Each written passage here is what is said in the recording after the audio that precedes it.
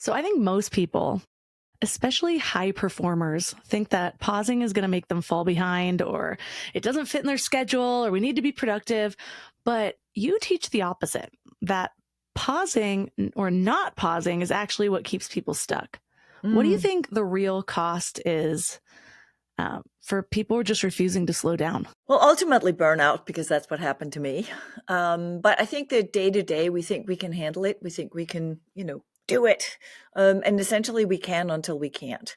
And pausing is really how we recalibrate and realign ourselves with what it is we're trying to achieve. So we actually become more effective when we pause. But most people think that it's about a break, and it really is just about, I'm going to lose time. But I think we actually spend time more effectively if we pause. Hence why I call it power pausing. I think it's interesting too, because most of us that are on some sort of path to any sort of self-development, whether we're just trying to improve in business or get better at our lives or heal ourselves, we rarely do one thing at a time. So it's a lot of different things at Mm. once. Yeah. Then I had a really big realization when I realized that if I was always consuming my self-development, there was no time for integration. And part of that integration is not always just taking action, but also just listening. Like, how does this land with me? Is this the right framework for me to be following? I mean, there's 1,000 contradictory things out there, and it's because different things work for different people. But then also just self-inquiry and getting to know myself. And so I'm excited to have you on the show today, Jeanette, because we've been friends for a long time. I met you in public speaking. You became kind of one of my mentors. And what was your story to really realizing the power of the pause? Mm. I think indirectly, I think I knew it all along, but never actually embraced it and used it with intention. Because my dad, when I was a little kid and I would like speed ahead, he would always ask me, like, what's wrong with right now? Like I would like, well, I want to do this, I want to do that. Like, and at some point when I got to be a teenager, I think it's kind of started to sink in that I was always racing ahead. And he was like, well, what's the matter with this moment right now? And so that was something I started I never really understood it until much, much later, where we ended up having amazing conversations when he was dying. And I really had to slow down and sit with him and have these conversations. And that's when I really realized that we need pause so that we can connect, not just with ourselves, but also with each other, and really sort of ask those questions that we need to ask to make sure we're even on the right track. Because I think we end up, as you said, just, running ahead. And one of the things I often remind people is that we think of activity as action. It might not be. It might just Ooh, be busy. yes. I actually have something in the keynote speech I worked on with Heroic Public Speaking that I talked about how I was doing so many things to try to heal myself, going to the moon circles, going to yoga and meditation. And they were all making their cracks. But at some point, I realized that the busier I stayed, the more I kept doing, the more I could pretend that I was healing. And it Yeah. was just another form of procrastination. Yeah. Yeah. Well, that's an interesting point, right? Because I think there is I don't know if I would call it avoidance, but maybe yes, because pausing is so that pause where we actually just sit with ourselves in that place of non-doing or being, right? And the beingness is not something we ever learn. Like it's not like we talk about, so how are you being today? Right? Where like it's always this idea of having to do something, and I was a peak performer from I was 6 years old. I was on the competitive team in gymnastics. I was picked for that. So I kind of grew up with this idea that performance is partly doing something, yes, performing and doing flip-flops and whatever you do when you do gymnastics, but it was also about improving all the time. And that was a practice, right? It was like constantly doing the practice. However, what I also learned from that, looking back, is that if we just keep doing, we're going to destroy ourselves. We're not going to develop the muscles. We're not going to develop the flexibility. We actually need the downtime to integrate not only what we're learning, but also not like, just destroying ourselves, but actually building ourselves up and developing. And so there was a lot of things when I look back where I was like, oh, wait, I did learn about these things as a kid, but I didn't understand it. And I think today most people don't understand the power of a pause in terms of integration, which is also like why we need sleep, for example. Mm. Like we need sleep to integrate with their day, I remember being in high school on the cross country team, and Sundays were supposed to be rest days. And I couldn't understand it. I had been told 100 times that we need our muscles to heal. And it was like I just always had this, I thought it was like a healthy doubt, like, nah, you're just trying to get me to go easy, but you don't understand who I am. And I just go running anyways. But I wonder what actually happens in our brain and our bodies when we pause versus that pushing through. Yeah. Well, the nervous system gets a chance to calm down, right? If without that, we're kind of in constant survival mode, which you can argue a lot of people are living in constant survival mode right now. Sometimes I have to stop and be like, whoa, I am totally on survival mode right now. And what happens is my mind is spinning. I'm constantly thinking and I can't, it almost becomes this, I have to keep checking email or check this or check that. It's almost like we have to be on top of things. And this idea of having to be on top of things is basically trying to be safe. But it does have that nervous system sort of impact that means that we're being hijacked by cortisol and possibly can't really see clearly or even listen to our own wisdom, which I think most people even think we might not have anymore because we've been taught that we don't know enough and the answer is out there and we have to find it. And, what if the answer is not out there? What if that answer that we're constantly looking for is just right there inside ourselves, but we don't even know how to pause and listen for it? Hence, back to the healing that you were talking about, right? Yeah. And it's going to be so interesting to see how things turn out because we look at the rollout of Google Maps, first MapQuest, and it's like most people have lost their ability to navigate their own towns without putting on this little thing. And it reminds me of how you were talking about wisdom versus speed. And so when we're thinking about an AI driven world, we're all racing toward more efficiency and more automation. Yeah. And I think there's a part of us that hopes that if machinery is taking care of all the things that we had to take care of, that we'll have more time for the present moment. But what if it actually makes it less accessible? I think that's really the challenge, right? Is to make a choice around how we use technology in that way as well. Because I kind of laugh when we have now adopted an app to tell us when to get off our apps. Right? I know. Right? I have 3 of them. Right. And there's an app for telling you to pause and just be, and there's an app for this and that, and it's almost like I call it the mothering, like the app mothering, because it's almost like we're letting something control our lives. We're giving over our power instead of just basically making some decisions about how do we reclaim our power. Listen, I get that it's not easy because we are in a situation where we feel that we have to keep up. So I get that. And there is a real concern that people feel that they're going to either lose relevance or whatever's going to happen if we don't constantly keep up. I totally get that.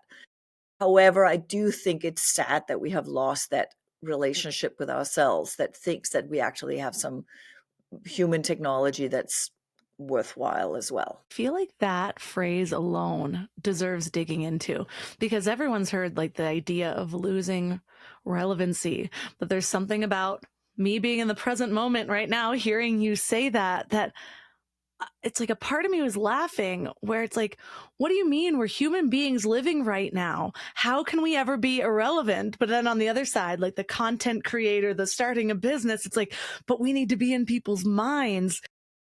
Isn't that such an ironic statement though? Yeah. Yeah, it is. It really is. It really is. I think that's the point, right? Is this we're we're we're tr- we're part of the noise, right? We're part of the noise. Like I've tried a couple of times where I'm just thinking, if I don't call my friends and see if they're available for dinner or coffee, are they going to call me? And I'm not saying that they don't think of me. I'm just saying they probably don't think of me because they don't have time. It's not because they don't care. But I think that's part of that whole loneliness that's happening because we're so embedded in all this noise all the time that creating that space for even just human connection, sure, but also seeing friends and sitting down and having a good conversation and just the basic human stuff. I think we're getting caught a little bit in this idea that it always has to accelerate and be more exciting or be more interesting or be more something, right? We have to do something together. We have to go somewhere together. It's like, what if we just took a walk? Like I think there's some human things that we are starting to think of as irrelevant. And yet we probably need a walk in nature more than ever, the more we use technology. We probably need other people more than ever because of how we use technology, where we're really not actually talking to other people, right? So it almost feels like all the basic human stuff is becoming more relevant. But are we going to accept that and respect that as something we truly need at this stage, or do we have to get all the way to breakdown before we do? I don't know. I think that's the stakes of not pausing, because we know that this technology is hijacking our dopamine receptors and the chemicals in our brain. And so it's really difficult to sit there and say, all right, I'm just going to sit here and enjoy this sunset without my phone, when the first 12 times it might almost feel painful because you're so dopamine addicted. Yep. Yeah. Yeah. Right. That's that thing. Or we walk for a walk through the woods, but we have our phone in our hand and check messages while we do it. Or we're like, there's this saying that where your attention is where your mind is, right? So if your attention is on the phone, you're not actually in the woods, even if you're physically in the woods. Your attention is in the phone. So you're actually still on the phone, right? And so we're kind of losing out on a lot of these small moments. And so what we're talking about now is understanding what humans need so they can perform better. But I also think that pausing isn't just about actually having these spaces and time out. It is also about making decisions about how we use our attention in the moment, right? Yeah. There's more to it than just being like, oh, I need the time out to actually just be human. Yes, sure. And I think we're going to see more and more again that people are saying, oh, actually, I need more of that space to feel like I can, like not just lose myself in this crazy, changing, constantly accelerating, speedy world that we're in. Yeah, I read this book. I mention it all the time because it was when I was starting my podcast, I asked this guy, what's a book that changed your life? And he gave me Stranger in a Strange Land. And he said, it's a science fiction book. I had never read a science fiction book, but he's like, it'll change your life. And I think of so many of the things from that book. It's basically the story of like someone from another planet who gets dropped here. They're discovering things, but then we're learning things from him. And we eventually kind of turn on him, even though he's bringing us a way of life that we always needed. But part of it was the technology of the future. So often we're thinking about it as like these steel worlds and there's no nature anymore. But in this book, like the rug out that was on the bedside where you first step your feet into was actually made of real grass, and like ways to bring the nature back in. But yeah, I think it is going to be a really difficult choice because we've had to like fall into the addiction so much that as a collective, we have to realize that we need some sort of change. And it's the same process of really realizing, hold on, I'm addicted to this thing before anyone says that it's a harmful drug. And you have to be one of the first people to be like, okay, yeah, let me step away from this. And so break down the 3 stages of power pausing for me. Okay. Yes.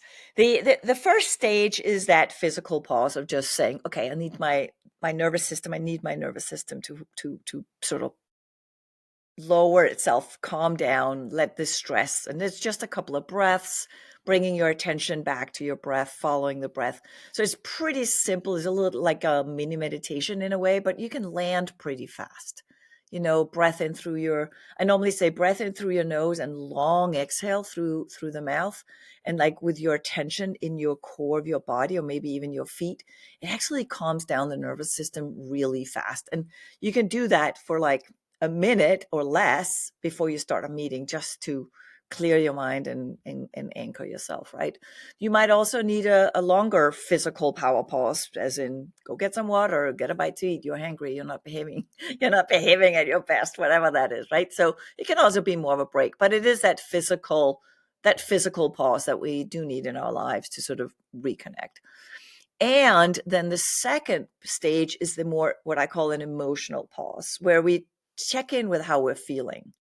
And having more of that, hey, what am I feeling in there? Is it, and I don't want it to be about sitting in our emotions and working with them per se, but it's just noticing so that it doesn't become this unconscious driver. For example, stress or anxiety or fear or anger or impatience, or all of these small emotions that we have every day. And if we don't even realize we have them, we really need to pause more. But, it's like being able to just notice that, oh, I'm actually feeling this way before we react, so that we can actually sit with that for a moment going, wow, I am feeling so impatient and annoyed right now. And instead of sort of make that how we show up, we can make a choice and say, okay, I'm actually going to come.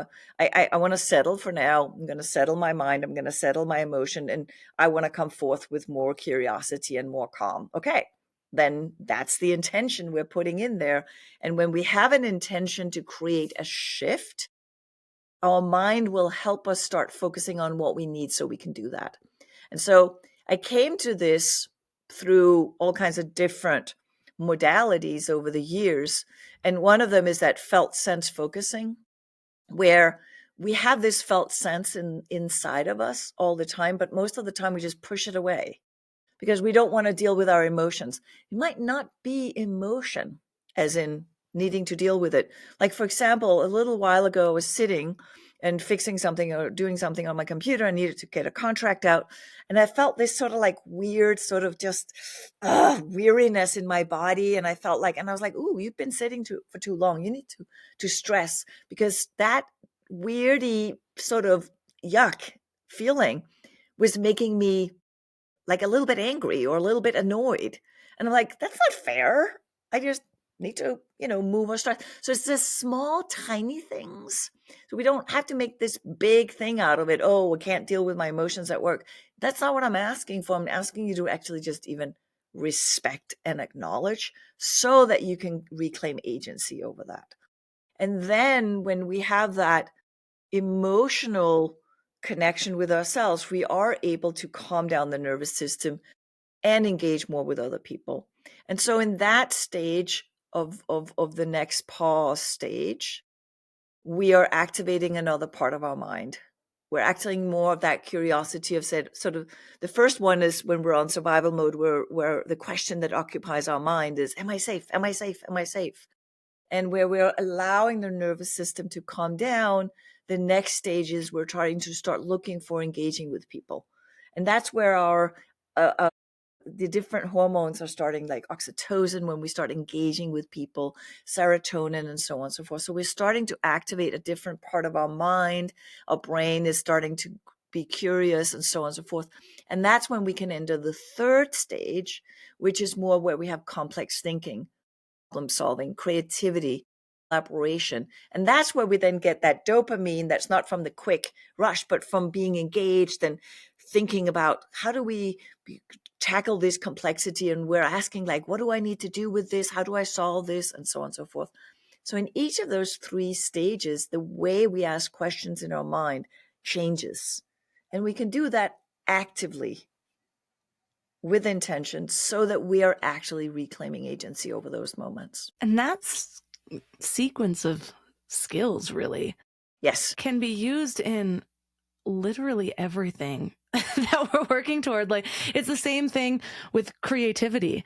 I remember I worked for a startup and I was always reading books on how to do things that weren't necessarily my role in the company, but then I bring it up, and it was a small team. And so I remember I got really into like making everyone schedule a half hour of just like brain play. But it's, again, it's pausing. So you create the space to allow your brain to do the things that you're usually not giving it space for. And that's dependent on what your need is at the time. So you don't always have to wait until you're stressed out to engage the power of pausing. That's why meditation is so important to me, because I swear I come up with new ideas, and I am training my nervous system. We were just talking before this. I apparently have an elite level nervous system according to my Aura ring. And so, but if we don't give our brain that space, I remember back in growing up, I was just thinking about this. We'd go to church and I'd just be so bored. And so I'd just sit there and like count the tiles on the ceiling. And I counted them so many times. But the space to just allow new connections without guiding them into connections that are already created, I guess, is the way I think about it. And you can also argue like we don't learn something new. We don't rewire connections and putting 2 things together if we actually don't engage in that pause to let it do so. We're basically on a hamster wheel in our mind all the time. We're just constantly thinking, constantly asking questions. And one of the things I often ask people to notice is, what are the quality of the questions they ask? Because we tend to ask why not questions when we're under stress. And that means we get completely stuck. We're asking questions like, why am I not able to do that? Why is this not working? Why can't I figure this out? And if that's the question you ask, your mind will help you find that answer. Yeah. But if you're noticing, oh, I feel really frustrated right now, and I feel really confused. What do I need so I can find some more clarity? What do I need so I can figure out what's a good next step? What do I need? So we can ask that, what do I need so that I can, and then what it is we're trying to achieve. And so that's where we can actually sort of tap into what I call our wisdom, right? Our wisdom reset, and really start listening inside, because we do have the answers for what we need. We're just not asking most of the time. And that's basically the outline of the difference between using self-care as damage control versus self-care as a strategic practice. Yeah.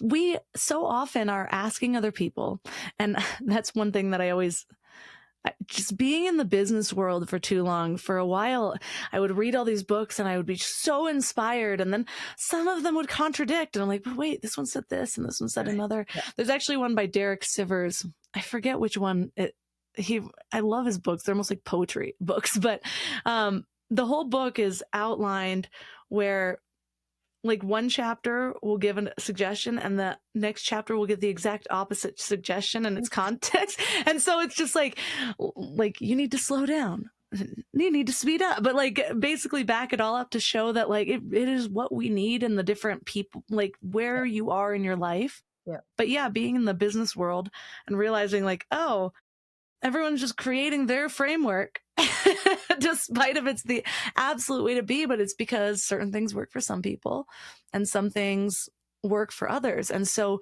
you need to be able to come back to yourself to even just figure out which one is landing for you, which one you need right now, versus just following something blindly because a book told you to.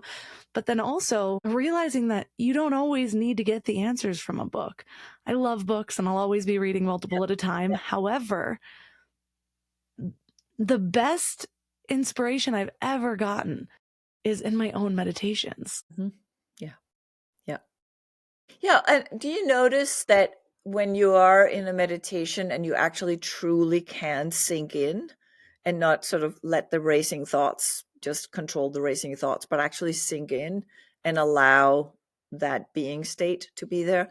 Have you noticed that you feel a lot more, not only peaceful, but also that you trust yourself more? Definitely. And I do a mantra meditation practice. Once I did transcendental meditation, it's just sort of become my favorite. But I've combined some things that I've learned with different modalities. And I had somebody on my show years ago, Emily Fletcher. She kind of just hijacked TM, but gave it bookends of Oops. and it's now her own framework that she Yeah. sells. But like the first part is really just doing a body scan, and then the last part is manifestation, because you're kind of in that the best brain state point. And so I've sort of taken that from her. I don't always do the body scan, but at TM likes you to actually just sit there in silence without focusing on the mantra for 3 minutes afterwards. And so that's where I let my brain play. And because I've just spent 20 minutes getting it to like the deepest state of transcendence that it can go. And then all of a sudden I'm just like, it's like I'm just suspended there. Sometimes ideas will come. Sometimes I'll kind of give it a little direction. Like right now, I know my agent is pitching my book. So let me just imagine all of these yeses coming in. And so that's kind of how I play with it. Yeah, yeah. And you can argue that that body scan is part of power pausing, right? And that manifestation place is part of that third stage of the power pause, where you go into that more constructive mindset, where you're starting to be like, okay, what do I need so I can do that? How do I, what's the problem I'm trying to solve? You know, so that we actually, you can argue that it's some of the same stages that power pausing is using, partly because I'm a mindfulness practitioner as well, but also because I know how hypnotherapy works, in the aspect of the way we ask questions becomes what we pay attention to. And, you know, we are in control of the questions we ask. And so we can actually truly create that space for new ideas to come in if we can trust to give ourselves a little bit of that space and emptiness for actually something to come in. Because that's part of that, you know, we're trying to be in charge by constantly figuring it out, You but know we're what not though? actually allowing ourselves to feel it out and letting that guide us, sort of like that, you know, intuition, gut feeling, whatever that is. But when I talk to people that are like scientists, for example, I say to them, but do you figure things out because you just keep trying? Or is there something in your intuition that says, I wonder if, let me try that? And if you didn't have that intuitive sort of like, let me try this, you might just be sort of banging your head against the same problem over and over. And they acknowledge, yeah, there is some intuitive sort of moment there where the like insight comes in, and let's try this, right? And I think, to your point, creativity sits like that too. You know what I just connected while you were talking about the idea of reframing questions. And so often we're like, why can I not do this? Or we're like trying to untangle the mess that we're in versus birthing something new. And it's funny because I've been diving into my husband's business for a number of reasons. And there've been times that I've gone in and I'm like going through and I'm just basically reorganizing his content strategy. But right now, it's kind of this new opportunity. They're switching over. We're kind of starting from scratch. And I Mm. was like, why is it so much easier? Suddenly I've gotten so much done because I don't have any of the old stuff anchoring me Yeah, down. Like, wait, how do I reframe this? How do I yeah. do this? And same thing with my kid's room. I'm planning on moving the two boys into one room for the new baby. And I'm like, how am I going to fit both of their clothes in this closet now? I was like, well, I've got a lot of like learning activities in here. Let's create a new homeschool space. And I was like, I was trying to reorganize it in the closet for months. But now that we just got a new thing in the garage, all of a sudden it feels like it's starting fresh. And I'm just like, I can throw away things easier. And so this question reframing is the same concept of like, if you're only going through the lens of your current situation, you can't create something entirely new. Like if you're sitting there like, wait, what do I do about my current job? Like, what if you just started like, if I could do anything right now, what would it be? And don't think about the ties that are binding you right now. Yeah. Yeah. I love also the question, a lot of times people ask, what's possible if I couldn't fail? I like the question, what would be possible if you felt supported? Because if you feel supported, it's not about putting this, failure thing out there. It's almost so black and white. If you fail, if you don't like, because that's the why not, right? That's that why not question. Why can't I do this? But what do I need so that I can X, Y, and Z? That's the support. That's what support do you need, or what situation, or what's a way, and you're actually rethinking the situation, because you can pull, what do I need right now so that I can do this? You can pull that from anywhere. But it normally comes from you, right? It normally comes from you, not from a checklist of things out there. It really is that sense that we actually do know what we need so we can feel supported, but we most of the time don't assume we will get it, or know how to ask for it, or feel comfortable even entertaining the idea. I was just talking to one of my cousins. We're both pregnant with our third babies right now, but she was just sort of talking about how she hasn't had time for herself, and, but we were discerning, is it that her husband isn't supportive, or is it that she hasn't ever voiced what support looks like to her? And we kind of realized it's probably a combo of both. but she has been practicing that now, of actually asking for what she wants, which then brings out multiple other questions. She's got to think about what she wants first, because she's just sitting in this cage of like, well, I can't do anything anyways, so might as well not think about what I want. And then now she's like, well, okay, well, what if I did ask for what I want? Now I need to know what I want. Now what sounds fun to me?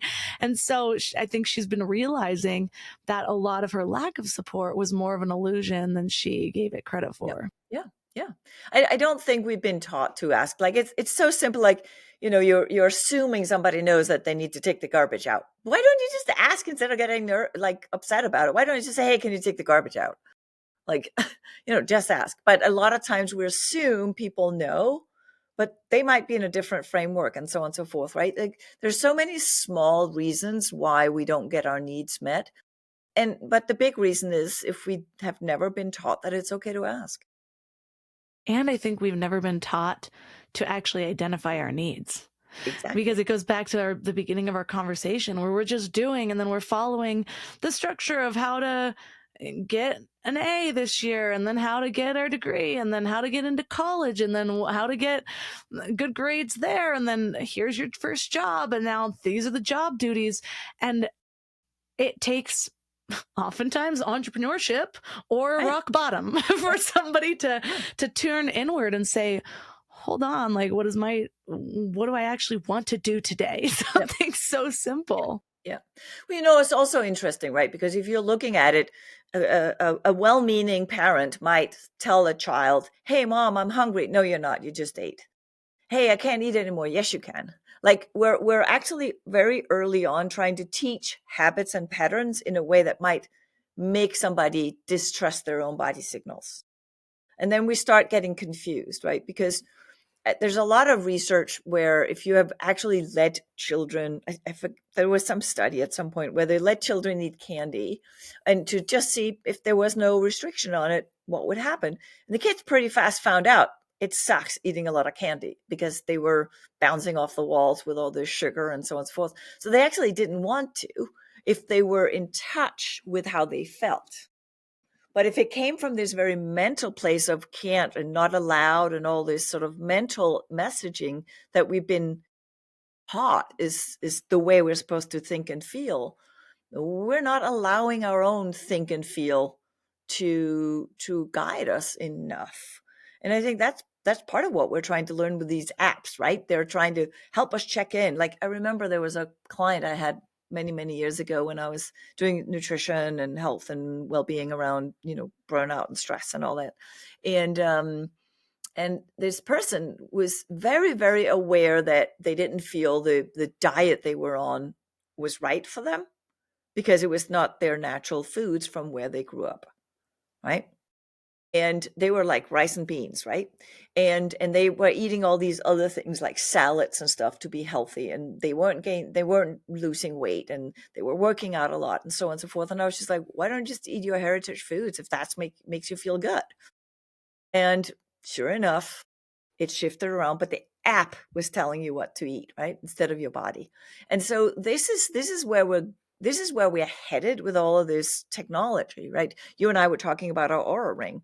Is it telling us how we feel, or is it giving us information that we can use to tap further into how we feel? I've actually been testing this because my husband and I were laughing where there was a couple times where I thought I had a good night's sleep, and then I was like, I got a low sleep score. I am tired. I was like, hold on.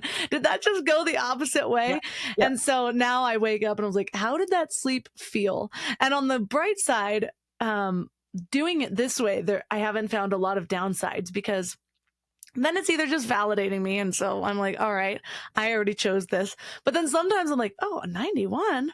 Huh, maybe it's not so bad. Suddenly I perk right up. Yeah.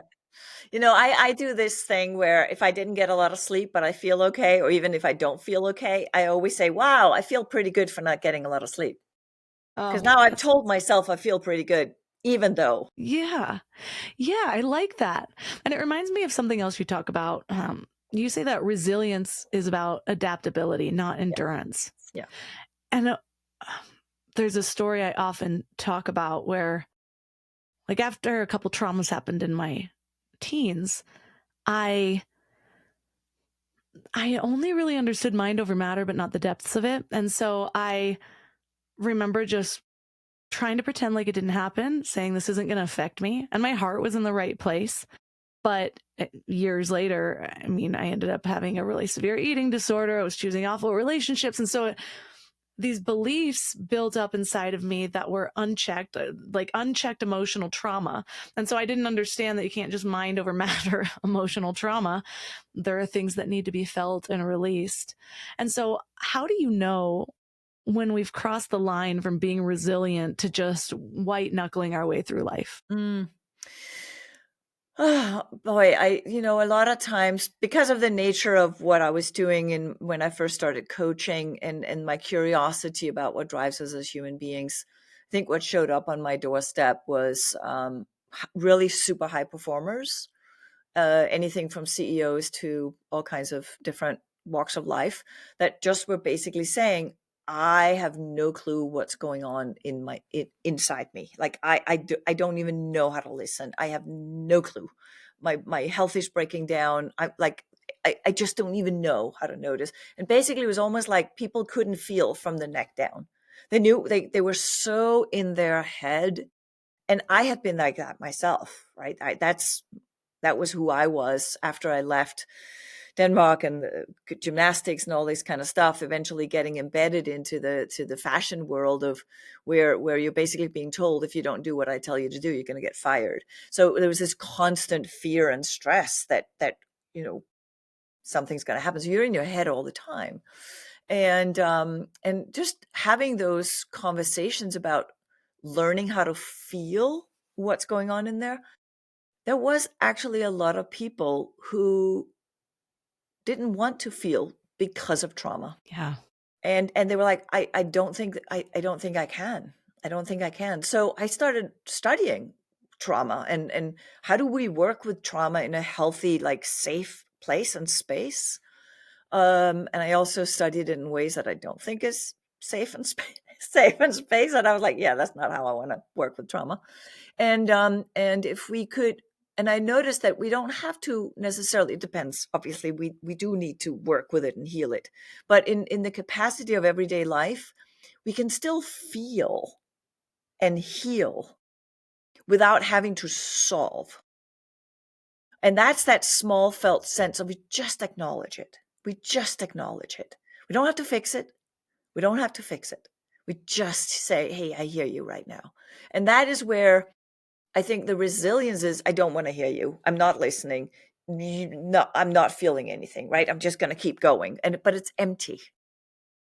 So empty. And if you're looking at a tree, a really old big tree, that will break a lot faster than the new sort of tree that will, bow in the wind. And so we have this idea that stronger and resilience is about not feeling. And instead it's about being able to bow and bow and go with the wind kind of thing, but without, choosing the moments where we can just acknowledge, oh my God, I feel really challenged right now. And then what do I need so I can have a little bit more confidence right now?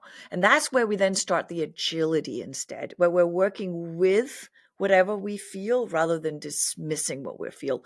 And I think the old version of resilience has really been this idea of like, just keep going, don't feel anything, you can deal with it later. And then when later comes, it becomes either ice cream or a drink or whatever it becomes, right? Because later we're too tired to deal with it. And by the way, it happened 5 hours ago.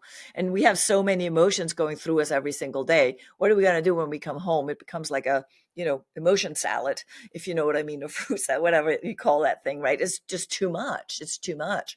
But if we have that small, tiny moment where we can just acknowledge, no fixing, no telling it to go away or how bad it is, but just acknowledge. And then ask, what do I need so we can, what it is we want to feel in this moment.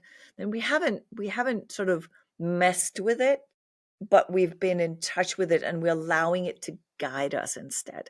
That's how I think of it. I think, does that sort of like explain that shift from rigid to more sort of being in it and going with the flow without having to fix anything right now?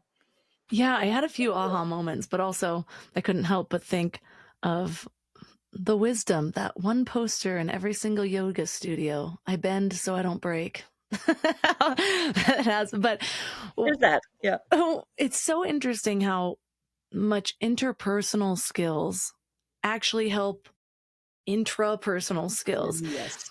Like I often say that understanding how to work with my children has helped me heal my inner child more than any book ever did.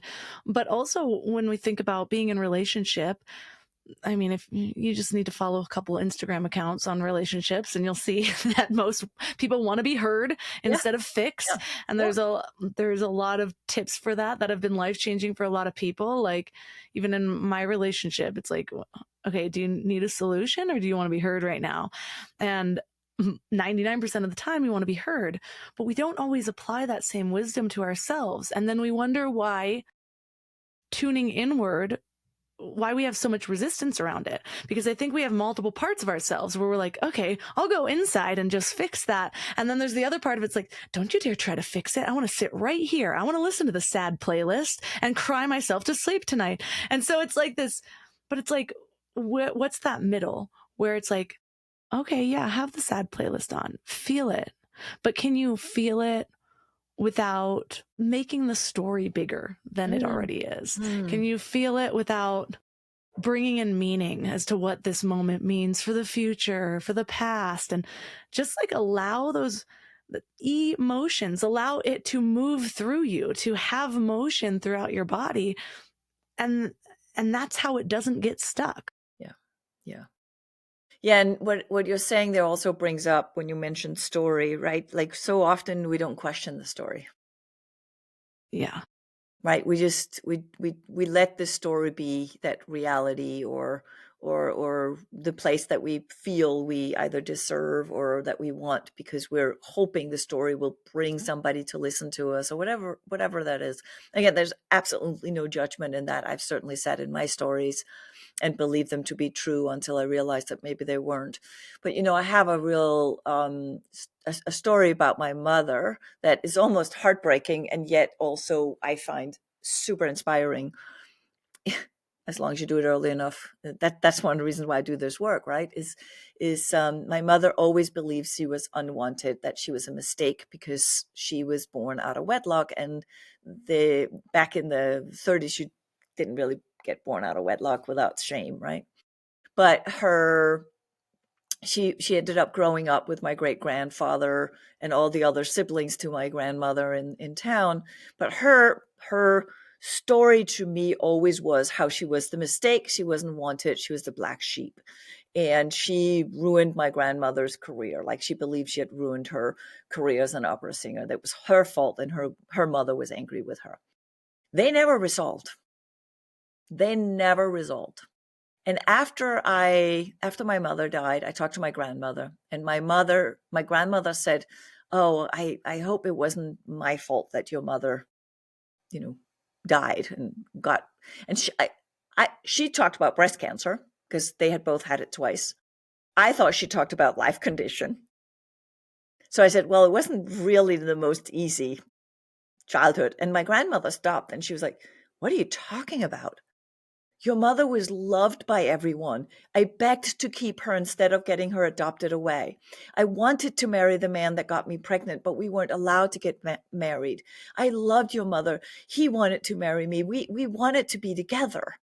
My mother was a love child, but she never knew. She never asked." Isn't that both heartbreaking, but also, to me, so insightful about questioning our stories with love and care and compassion? We tend to beat up our stories, telling ourselves that we have to change the story. It's like, well, maybe we just need to understand the story, maybe create a relationship with it. Yeah. Wow, that is really heartbreaking. But I do honestly believe that doing this work heals the generations before us. So Yes. even you Yeah. hearing that, you really taking that in, I think it gets to your mother some way. Yeah. Well, it healed my relationship with my grandmother, because all of a sudden I saw my grandmother in a different light, because I had seen my grandmother through the eyes of my mother, Oh, and all of a sudden we had a different relationship where we could talk about all these things. And I have to say, the saddest moments in my life are the ones that have given me the most beautiful, compassionate insight that I could never have wished for in any other way. And it's almost like, how come that we have to go through these things where we need our utmost courage to sit in how we feel about something, to actually really move forward with that clarity that it takes to really sort of, I don't know, unlock our humanness. I think there's something to be said about the phrase of something cracking your heart wide open, Mm, or where your heart feels raw. And it gives me this visual of and for survival, I think we have a little bit of callousness there. And that's why heart opening practices can be so deep for people. I remember the first time I really experienced what I thought was a heart opener in a breathwork session, and it just felt like something cracked open and I was sobbing, but it was like these insights were flooding in. And if we think of our heart as not just this pumping organ, but as the electromagnetic frequencies that it carries to receive energy and give energy as another brain within our body, yeah. it makes more sense. Yeah. I actually think of our heart as our human intelligence. I don't think our mind is our human intelligence. I think that's the processor that makes meaning of everything. But the heart is really where that human technology of complex interconnectedness sort of happens. But again, that comes back to that idea that a lot of times we think of feeling, that's what's in the gut, right? It's all that emotional stuff in the gut, which is why I don't talk about it as love. I talk about it as care. Because if you think about care, it is really powerful. Care, like what we care about, really is so very, very powerful. And it drives us in more ways than we realize, because the other side of care is also what we worry about. And so we're constantly in this play between what we care about and what we worry about. Right? We care about our children, so we worry about our children. Right? And so we're constantly in this play between those two places. And so if we shut down and worry, it's the other side of care. Can we open it up a little bit more so we don't dive into the worry in such a way that we're getting swallowed by it and go into survival mode, but realize, oh, wait a minute, let me pause here. It's because I really care about this. So what is it that really matters right here? What is it that I really care about? And how can I achieve that? Or what do I need so I can get there? Or what kind of support do I need? Like, so if we can start looking at that nuance between care and worry, I think we can unravel a little bit more of what truly drives us without it being the challenge of the worry that causes us to spiral from time to time, and if not all the time. It really goes to show how almost everything we look at things as like benefits or flaws, but really it's all just a balance or imbalance. Yeah. And so the imbalance of care is worry. It's kind of like how like people who are diligent, attention to detail, the imbalance of that is like over perfectionism. And sometimes that reframe is so helpful because I think there's this stage when you're going into self-work where at first it's like, oh my gosh, this little tweak was so helpful. And then you go a little bit deeper and you're like, I'm really screwed up. Like there's so much I have to do. And so then you're just looking at all your flaws. Like I got to heal my perfectionism. I got to heal my overworrying. I've got to heal. And so, but it's really just, if you look at it as balance, then it's another reframe where you realize you actually have all you need. How do you just not overdo it or underdo it? Yeah. Yeah. Yeah. And I think that's where that agency comes in, because we do have agency over our choices, right? Even though we think we don't. We do. We just might not be willing to take the consequences of our choices. Yeah. Right. And so if we can then be clear about that, then we again own that choice. I'm not willing to take the consequences of this choice. So therefore, I'm not going to do it. Now, all of a sudden, we are the ones who are making the choice. And I do believe, even if it's not an easy choice or whatever, not the perfect choice, at least if we own it, at least I think it makes us feel a little better. What's something that you wish people understood about how we're actually wired versus how we're trying to operate? Well, number one, you kind of mentioned it before too, and I think that's a really, really important starting point for everyone, and that is being human is not a problem to fix. We are an advantage to unlock and harness. We really are amazing. Our bodies have an intelligence. We have a human technology that is beyond anything in this world. Think about it. Like you're growing a baby in your body. Like, do that, ChatGPT. Yeah, it's like, come on, it's like there's so much that, like, you go to the doctor to fix a broken bone, but the bone fixes itself. The doctor just puts it in its right place. And I don't think we realize how amazing this system that we have been gifted actually is, right? And we think of illness and disease, as you talked about before, the balance. And it's the imbalance that happens because the body is trying to survive something that's out of balance. So a lot of these things are really us learning how to understand ourselves. And I'm not just talking emotional sort of uncovering and learning about what our traumas are and so on and so forth. I just talk about the little stuff too. Just question ourselves, like pause for a moment and reflect, like, why did I do that? What did I say that? What was I trying to achieve when I said that or did that, right? Just so we understand the little nuances, so we're not just stuck in this automatic autopilot thing, because we deserve better.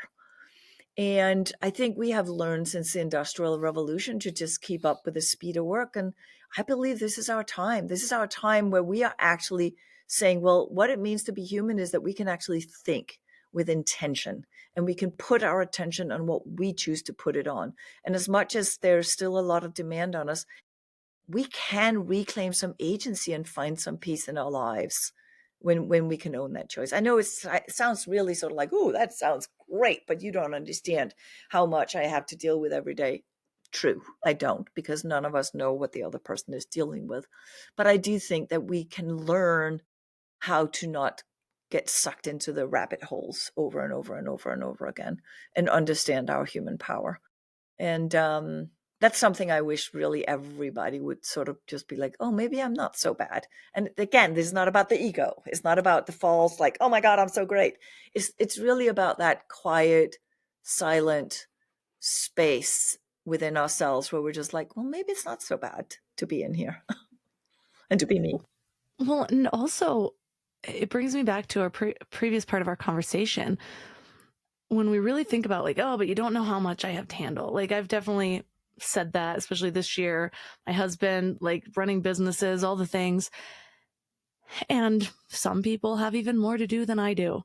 But how much of that did you choose without doing it intentionally by setting expectations? Like what really happens if you don't have that time, you're doing Yeah. what everyone, Yeah. you're keeping up with a bar that you set yourself, I think, Yeah. in most situations. Yeah. And if not, then you got to ask, like, do I want to kill myself for this random company, or do I want to like sit back and enjoy my life a little bit? Like what is worth it?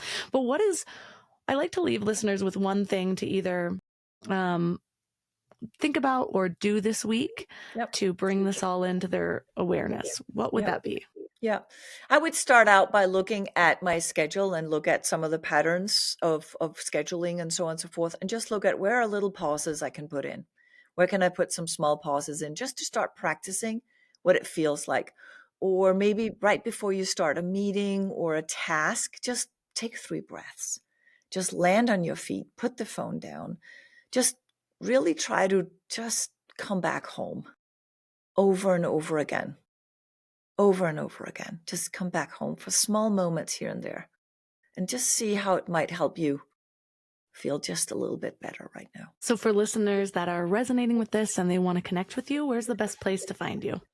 Well, my name, Jeanette Bronée, is where you can find me on social. I can't hide. I'm the only one in the world with that name, I believe.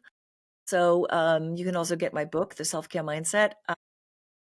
JeanetteBronée.com is my website. There's a blog from many, many, many moons ago that I still maintain a bit, and that's called Path for Life.